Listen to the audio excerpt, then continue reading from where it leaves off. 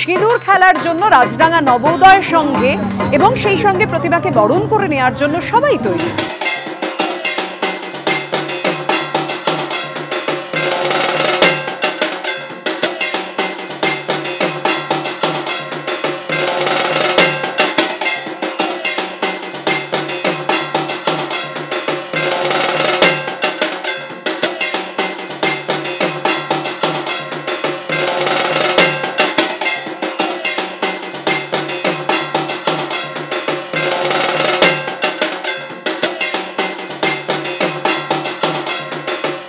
দুর্গাপুরের মার্কনি দক্ষিণ পল্লীতে অভিনেত্রী পাওলি দাম দেবী বরণ করলেন ও সিঁদুর খেললেন।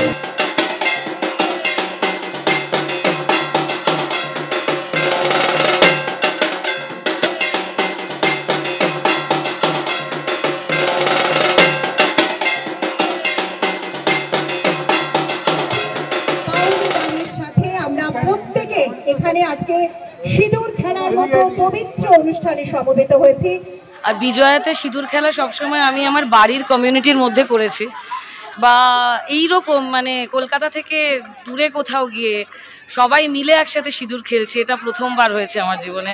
মানে আমি যখন ঢুকছি মণ্ডপে তখন চারদিকে দেখতে পাচ্ছি শুধু সাদা লালে চারদিকে প্রত্যেকে আর কি ভরে রয়েছে। আমার নিজেরও সাদা লাল, বিকজ সিঁদুর খেলা মানেই সাদা লাল।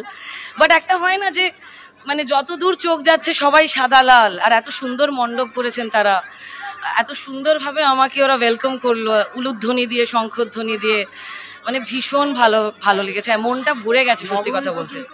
মাকে বরণ করছেন স্বস্তিকা।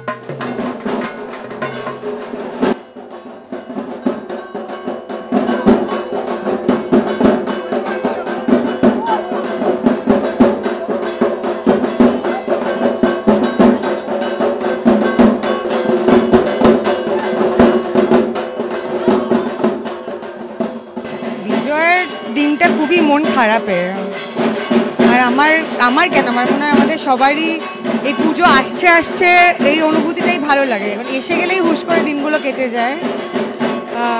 শুভ বিজয়ার প্রণাম জানাই সকলকে। পুজোর সময়ও যে প্রচণ্ড ফাটিয়ে একটা খাওয়া দাওয়া করেছি সেটা নয়, কিন্তু সমাজসেবীর অষ্টমীর ভোগটা খুবই সুন্দর হয়।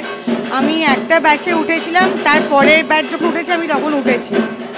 অফকোর্স অনেক খেয়েছিলাম অষ্টমী দিন ভোগটা। সিঁদুর খেললে, ঢাক বাজালে, মায়ের বিদায় বেলা মন খারাপ করছে? অবশ্যই। নেগেটিভ দিকটা যেমন হচ্ছে যে ঠাকুর থাকবে কতক্ষণ, ঠাকুর যাবে বিসর্জন, ঠিক সেরকমভাবে পজিটিভটা হচ্ছে আসছে বছর আবার হবে। কাজে এই যাওয়া নয়, এই যাওয়া ফিরে আসার জন্য যাওয়া। তাই we are also heart full of emotion. কিন্তু মা এসেছে, সব কিছু আন্ডার কন্ট্রোল ছিল। যতটা ভয় পেয়েছিলাম যে বৃষ্টি হবে, সব পণ্ড হয়ে যাবে, সেটা হয়নি। মা has taken care. Durga Pujo Bangla বাঙালি সবাই খুব মনের আনন্দে কাটিয়েছে।